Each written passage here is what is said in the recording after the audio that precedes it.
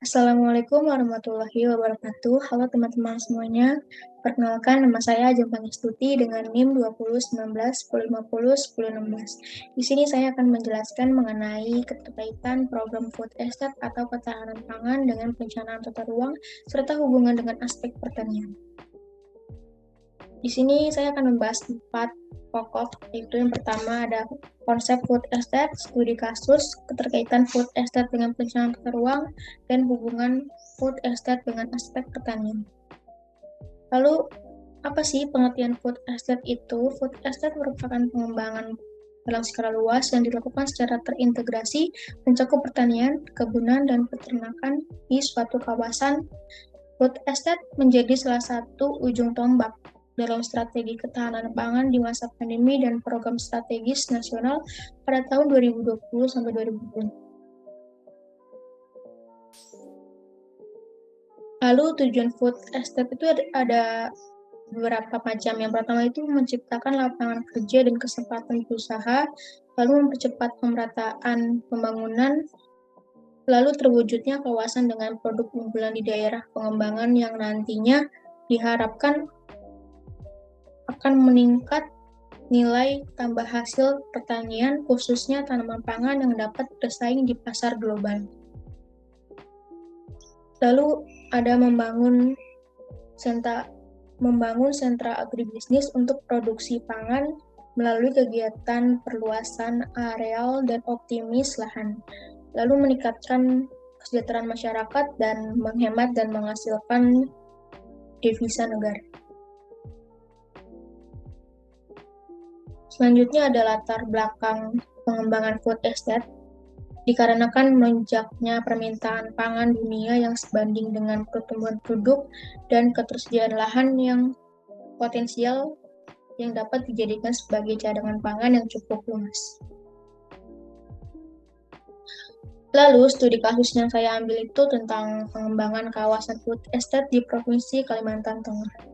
Program pengembangan kawasan sentra produksi pangan food estate Provinsi Kalimantan Tengah dilaksanakan dengan pertimbangan kekhawatiran adanya kekurangan pangan sebagai dampak pandemi COVID-19. Program tersebut mulai dibahas berawal dari rapat terbatas Presiden Republik Indonesia dengan para Menteri Kabinet pada 13 Mei 2020 yang membahas tentang antisipasi kebutuhan bahan pokok, dan pada kesempatan tersebut diusulkan program peningkatan penyediaan pangan di Provinsi Kalimantan Tengah sebagai program strategis nasional dalam Bappenas 2020. Kalimantan Tengah merupakan salah satu provinsi yang memiliki lahan rawa luas. Sebagai gambaran dari 13.6,48 hektar sawah di Provinsi Kalimantan Tengah dalam ATR BPN tahun 2019 atau 91,7 hektar berada di lahan rawa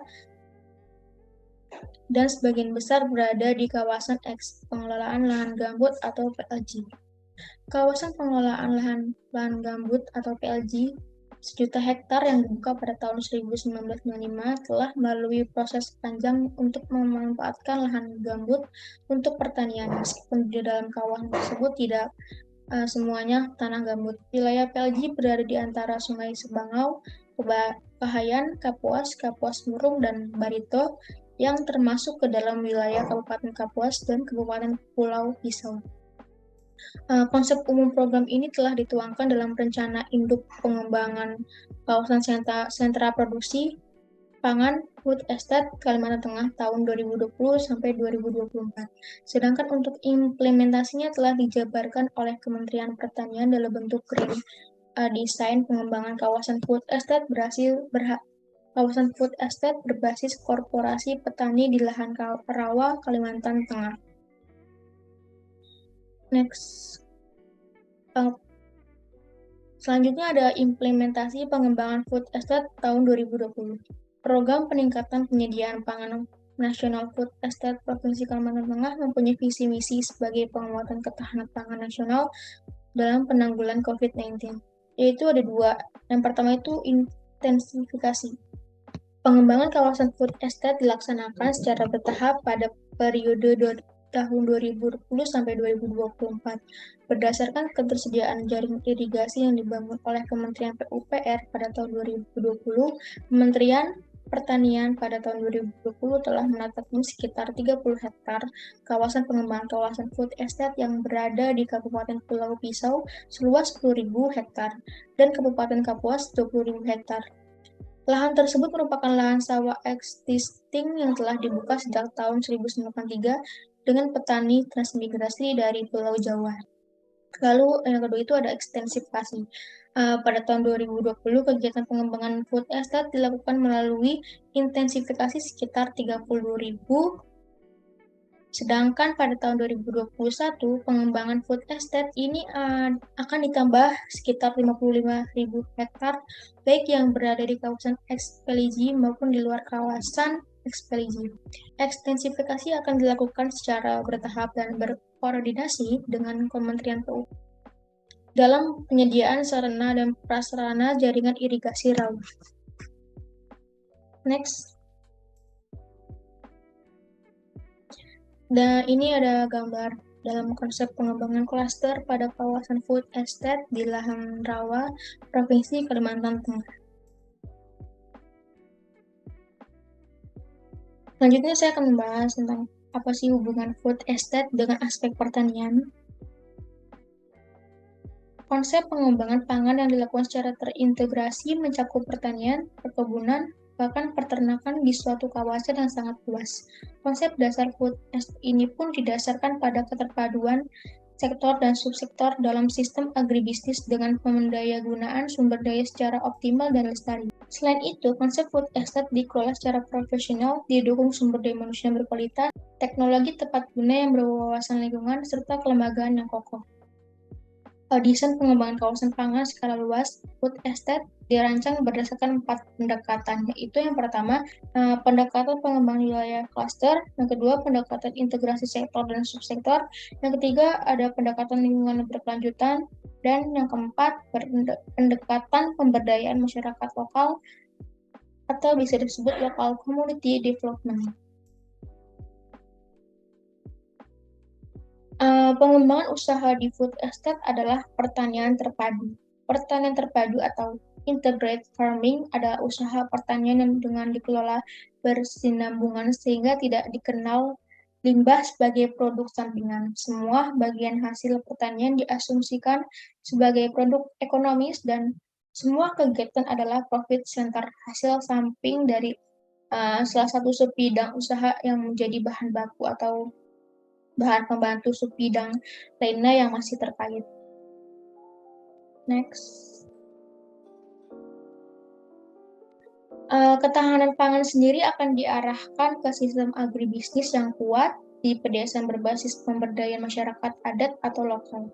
Adapun komoditas yang diprioritaskan pada food estate adalah padi, jagung, sagu, sorghum, singkong, ubi jalar, kacang tanah, kedelai, kelapa sawit, tebu, buah-buahan, sayur-sayuran, serta ternak ayam atau sapi.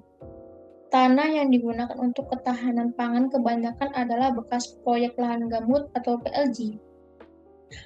Salah satu alasan pemerintah mengembangkan tanah ini adalah sebagai perluasan lahan penghasil cadangan pangan nasional, lantaran pihak Food and Agriculture Organization atau FAO sudah mengingatkan kemungkinan terjadinya krisis pangan dunia. Next. Lalu ada beberapa manfaat pembangunan food estate. Yang pertama itu meningkatkan nilai tambah produksi sektor pertanian lokal, lalu mengembangkan usaha tani skala luas bagi petani, lalu terbukanya potensi ekspor pangan ke negara lain, meningkatkan penyerapan tenaga kerja pertanian, terintegrasinya sistem sentral produksi, pengelolaan, dan perdagangan, dan harga pangan menjadi murah akibat produksi pangan melimpah. Next. Lalu selanjutnya ada terkaitan food estate dengan perencanaan tata ruang.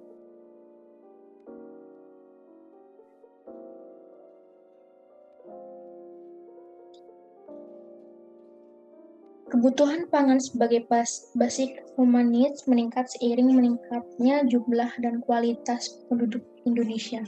Indonesia dihadapkan pada permasalahan ketahanan pangan. Ada dua isu yang berkembang terkait hal itu, yakni isu global dan nasional. Isu global itu seperti gangguan suplai pangan, penurunan permintaan produk pertanian, ancaman krisis pangan, dan restriksi atau pembatasan dalam melakukan produksi seperti ekspor pangan global. Sedangkan isu nasional itu seperti terganggunya produksi pertanian, penurunan daya beli, terganggunya distribusi pangan nasional, potensi terjadinya krisis pangan, dan ancaman ketersediaan stok pangan nasional yang bersumber dari impor. Next.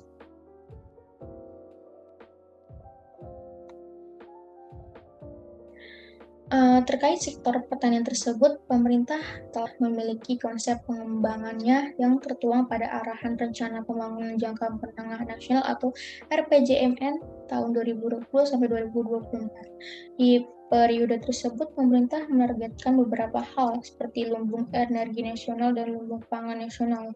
Nah, selain itu, pemerintah mempercepat transformasi ekonomi melalui hilirisasi industri berbasis pertanian, perikanan, dan tambang untuk menciptakan nilai tambah.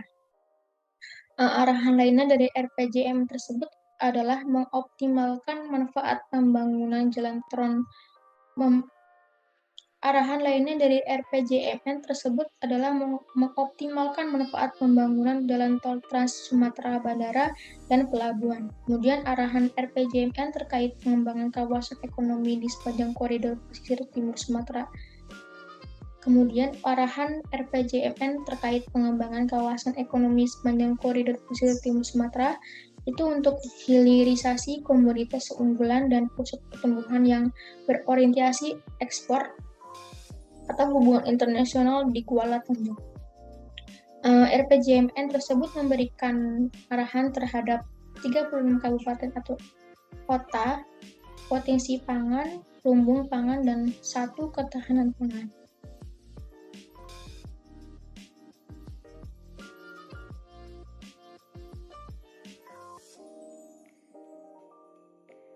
Kebijakan food estate atau program peningkatan penyediaan pangan nasional ini diatur lebih lanjut dalam Peraturan Presiden Perpres atau Republik Indonesia Nomor 109 Tahun 2020 tentang perubahan ketiga atas Peraturan Presiden Nomor 3 Tahun 2016 tentang percepatan pelaksanaan proyek strategis nasional.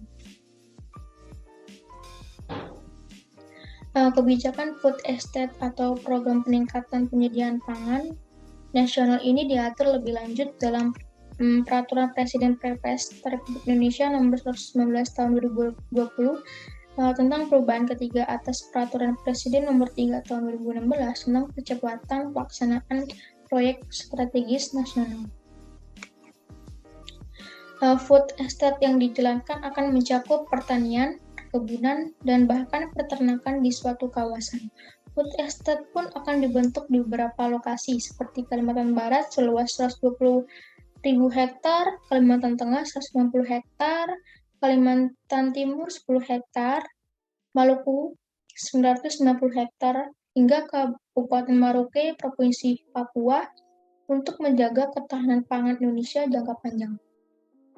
Presiden RI Joko Widodo pada rapat terbatas 23 September 2020 di Istana Negara Jakarta memberikan arahan bahwa food estate dilaksanakan antara lain di Sumatera Utara dan Kalimantan Tengah. Kementerian PUPR pun memberikan dukungan infrastruktur terkait program tersebut. Dan kesimpulannya itu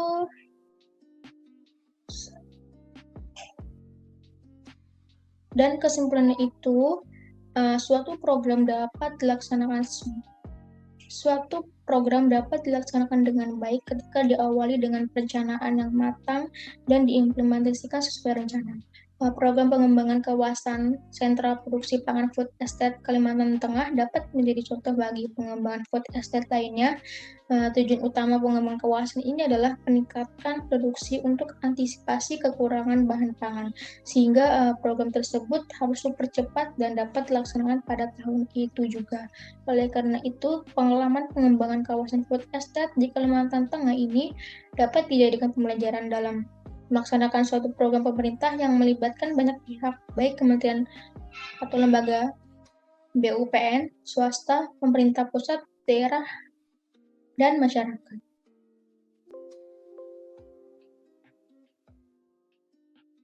Baik, itu tadi penjelasan dari saya. Mohon maaf apabila ada kekurangan. Semoga bermanfaat buat teman-teman semuanya. Terima kasih. Wassalamualaikum warahmatullahi wabarakatuh.